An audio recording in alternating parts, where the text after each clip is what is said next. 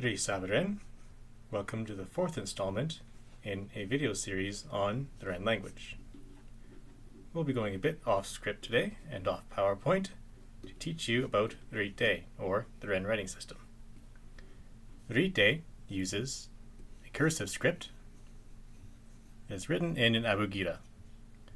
For this reason, we first write the consonant base and then the remainder of the characters, including vowels and diacritics, over that base. We will better understand what I mean by this as we move along through the videos, but for now, let's focus on the consonant base. What I'm writing here is the Ren word scheme, which means consonant. If you remember from video 2 on consonants, the way in which consonants are written follows a pattern depending on its place of articulation and its manner of articulation.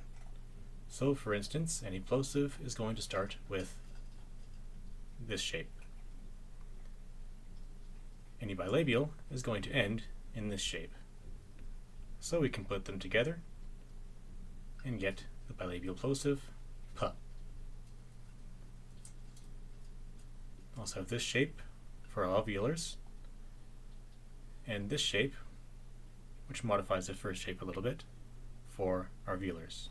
So we have t and k. When writing these, it's important to try to keep them as much the same width as possible. This makes writing your vowels much easier. For our fricatives, we start with this shape. So we have f, s, and ch. For our nasals, we have n and m. And finally, for our approximants, these have unique shapes that just need to be memorized. R and the, as well as h.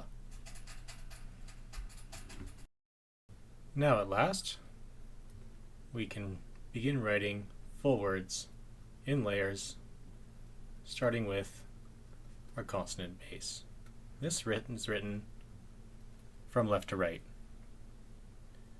In this example, we'll start with a vowel carrier, move right into r without lifting our pen, and into s, keeping everything more or less the same width. Our second layer is our vowel layer, and this is written from right to left. So with our pen already here, we can move right into adding the vowel E to S, and to R, we're actually going to be adding a diphthong. All diphthongs contain a front vowel, at least one, either A or E. In this case, it's A, so we're going to write that first. On top of that, we can write a round vowel. In this case, O, turning it into O.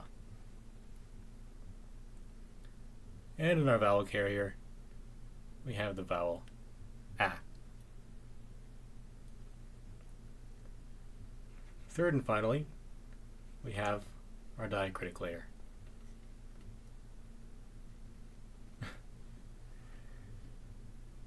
These are written from left to right. So in this case, we have an optional gulmat on our vowel carrier, just to remind us that it is in fact a vowel carrier, and that's just one vowel. And we have a marking on s to turn it into sh. So altogether, we have a, ro, shi, aroashi. And this means to greet or to welcome someone.